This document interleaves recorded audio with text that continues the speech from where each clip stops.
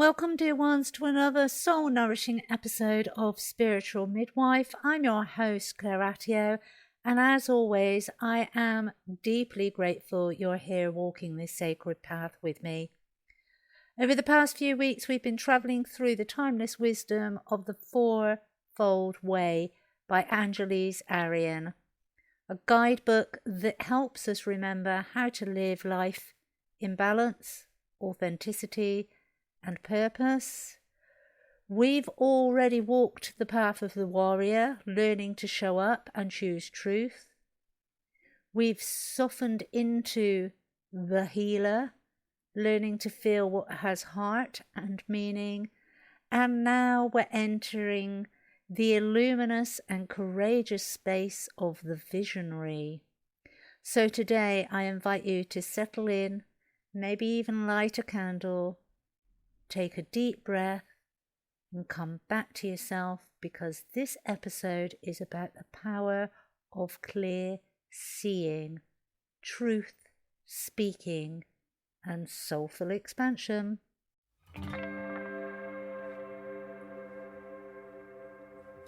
Welcome to Spiritual Midwife, the podcast that tenderly guides you through the transformative journey of spiritual awakening and personal development towards the ultimate destination of soul sovereignty. I'm Arrien, a medicine woman and dedicated guide to the profound realm of soul sovereignty, and you are listening to Spiritual Midwife.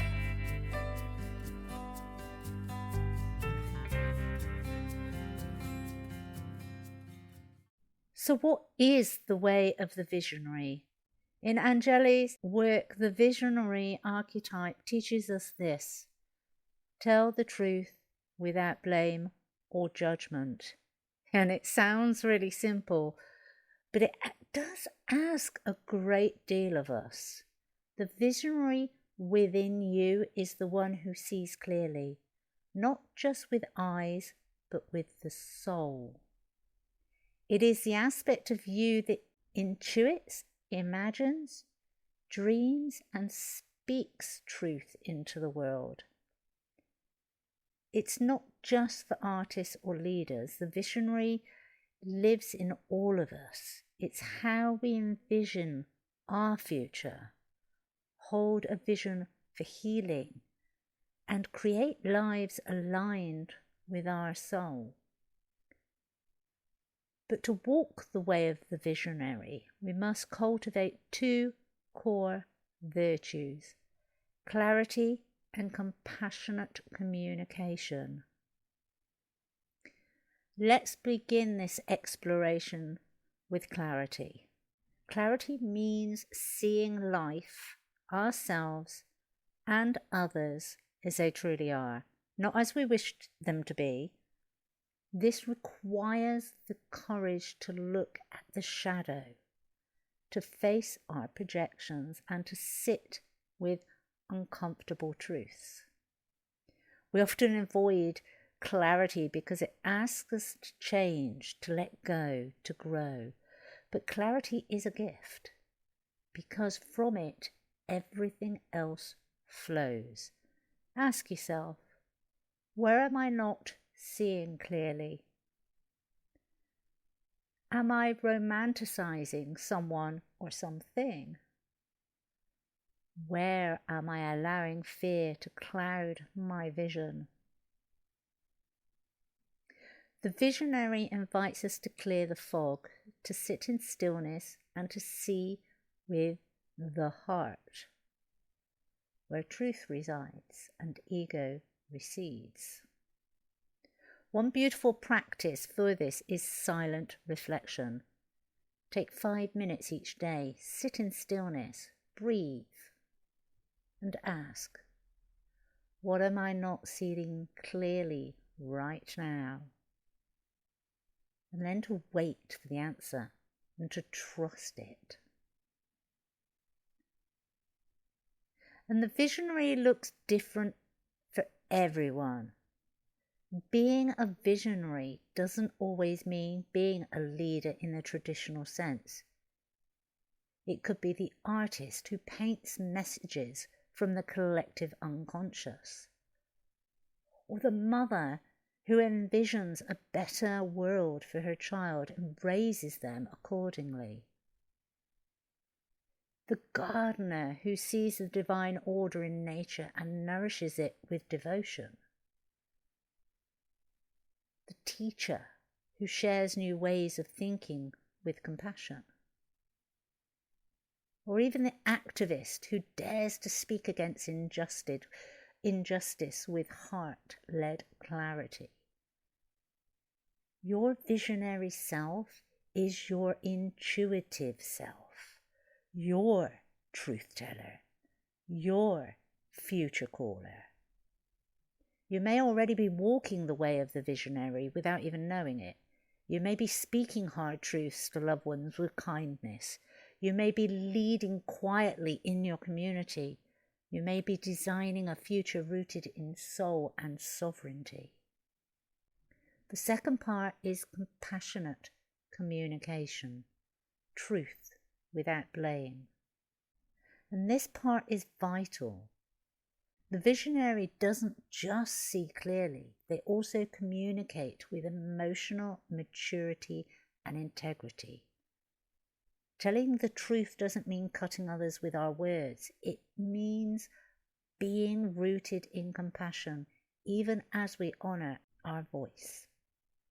Angelis Arrien reminds us, speak the truth without blame or judgment. That is the mantra of this path.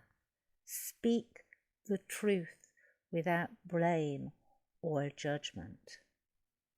So when conflict arises or boundaries must be set, we ask, how can I honour my truth and still hold space for others? Am I speaking from wounding or from clarity? Is this communication aligned with my soul? A helpful tool here is non-violent communication, what's often abbreviated to NVC, a practice of sharing observations, feelings, needs and requests without blame.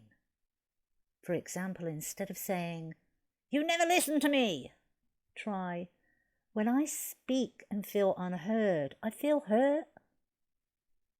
Can we practice more patience and listening? Could we try that? Many of us have been silenced, told that our voice doesn't matter, shamed for speaking up.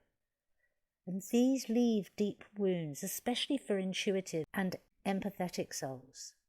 If you've ever been called too much, too sensitive, too idealistic, you can very well be carrying a visionary wound.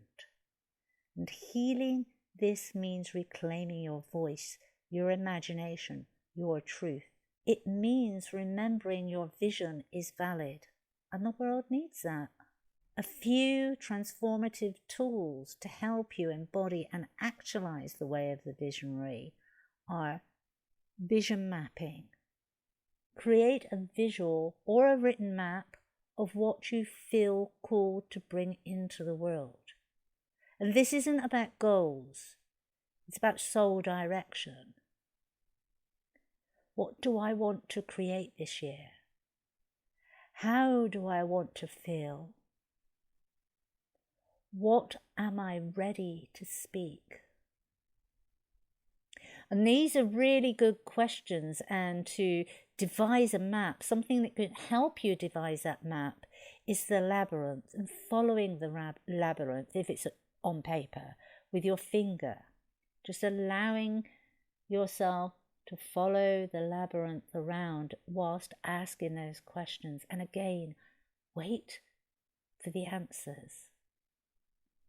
Or if you're walking a labyrinth, taking the time, taking slow steps, allowing that information to come in. Truth-telling journaling. Write a truth each day that you've been avoiding, and with no judgment, just honesty. And examples of this is, The truth is, I'm scared to be seen. The truth is, I want more joy. The truth is, I haven't been honest with myself. Let it flow. Truth liberates. Try a speaking circle. You can do this by gathering with friends, or you can go to a spiritual group that does truth circles, speaking circles, using the talking stick, and create space where each person shares a truth without interruption or feedback. Just listen deeply. Share honesty. Vision questing or dream work is also very powerful for this. Spend time in nature asking for vision. Pay attention to dreams, synchronicities, and signs. The visionary often speaks through symbols and metaphors. And if any of you know me personally, or you've been following this podcast and the YouTube channel, then you will know I very often use metaphors. So let's have a look at the benefits of living as the visionary. Because when you embody the visionary, your communication becomes clearer, it becomes kinder, and it becomes more powerful. You align more deeply with your soul mission. You stop tolerating misalignment and start living with intention. You lead, even if that lead is quietly, with integrity and clarity. You become a mirror for others to access their own truths. So, as we bring this episode to a close, I leave you with these invitations. Where am I not speaking my truth? What vision am I holding in my heart?